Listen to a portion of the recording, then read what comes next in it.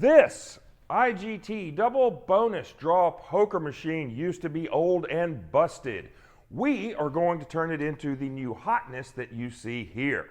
In this 5-part video series, you'll learn how to restore your video poker machine back to its original glory.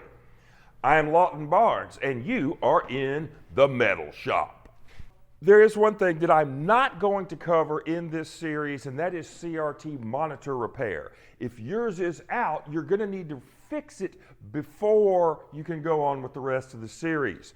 So, check out my other YouTube video. It's called Repair a Dead Monitor on an IGT Player's Edge Draw Poker Machine. Another thing you're going to want for your machine is an owner's manual. And I buy these off of eBay so that you don't have to. You can download a PDF of your owner's manual for free at metalshop.poker. Let's get started by figuring out what's wrong with this machine and how we're going to fix it. Let's rock. This is an IGT Double Bonus poker machine. I haven't done anything to this. This is straight as it came off of Facebook. I paid $200 for this machine. That is not a great price. It's not a terrible one either. I have paid more and less. The first thing let's do, let's just inspect it and see what we've got here. I could tell from the ad when I was looking at it that the candle is missing. The screen is kind of dim. It has an error message, call attendant, coin in timeout. And that's going to be our biggest concern. And that indicates that there is an issue with the coin in optics, which is this little black box located underneath the coin comparator. So we're going to try to repair that today.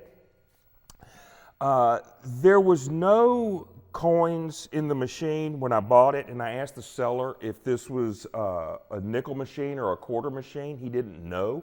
So we're going to identify what denomination it's been set up for. It's really dirty, so we're going to give it a good bath. First of all, let me try to figure out what denomination the machine's been set up for. It did not have a coin in the coin comparator, and that's where I would usually look. Typically in a machine, this little mechanism slides back and you put a coin in the slot here, and it uses the diameter of your coin or the sample coin to compare to a coin that's being put in the machine to ensure that they're the same. So when a machine's been set up for quarters or nickels, it'll have one in there already. This one did not. The other way you can tell what denomination a machine is, come on, man, come on. It's going to be in your coin hopper.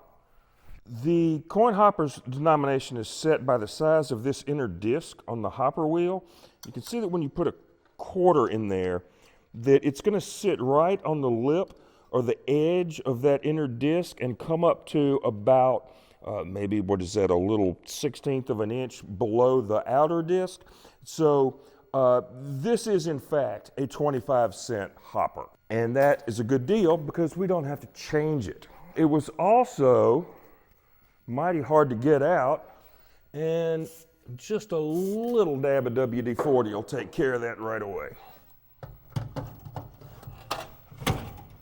Okay, so we've talked about the candle is missing, the call attendant coin in timeout message is up, it's dirty. Back to the cost of buying this thing. I said I paid $200 for it. When you are buying these, one thing to consider is that if you have to drive a long distance to get one, that your cost can go up significantly. I live in Dallas. This was being sold in Houston, so I drove down there and back in the same day. That was 471 miles, and under the IRS standard rate of 67 cents a mile, that added up to $315 worth of mileage. Just from the mileage and the $200 for the machine, you know, my total cost of acquisition was $515 plus, 8 hours of my time. And if you're a hobbyist, maybe you don't care. But if I were trying to resell this to a customer and I had to build those travel costs into the price of the machine, it would probably go up more than the machine is worth. So be careful when it comes to driving out of town to buy something. There is one more bit for if you don't know the denomination of a machine, how you can test it. And what I would do is just hit this white self-test button here, and it's going to bring you into your self-test screens. And we can come through to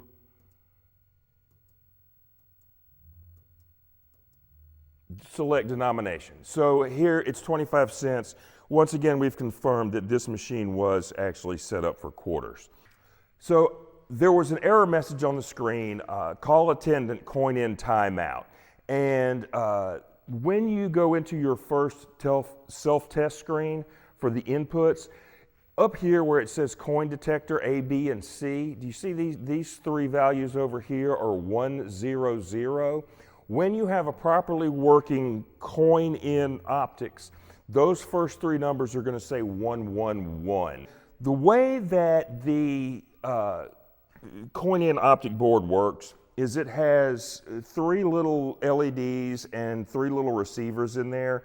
And it's so that when you drop a coin and it falls through the machine, it has to pass those LEDs and break that electric eye signal 3 times in a row.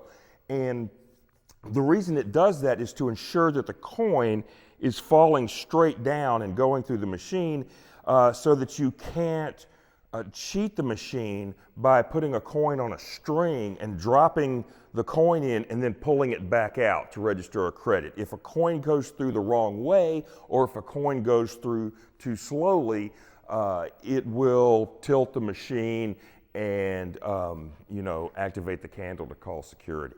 So we were looking at some of the settings using the self-test switch. Self-test switch is going to be this white button right here, and as you hit this white button, you can page through the settings on the machine. I'm going to go to inputs. Oh, hopper test. Well, let's see if this hopper works.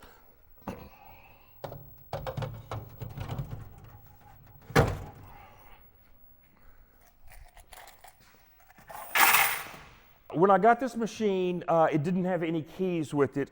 Fortunately, it was unlocked. And what they were doing is the inside part of this lock had been removed. So although the tubular cam lock was in place, it wasn't locking the machine. So I can open this up. The jackpot reset key was also missing. The good news about that is that these are all the same, and they are readily attainable on eBay. And it's this little brass key, which is numbered 2341. So get on eBay, look for a jackpot reset key number 2341. And now, with the coin hopper in place, I can step through my self-test screens, and we'll go to hopper test and hit this key. And that is a properly functioning coin hopper. One more time. Okay, good. Hopper is working correctly. We don't have to do any repairs to it. I think our main concerns are just going to be with the coin in timeout error. And I also want to take a look at this monitor. It's really dim.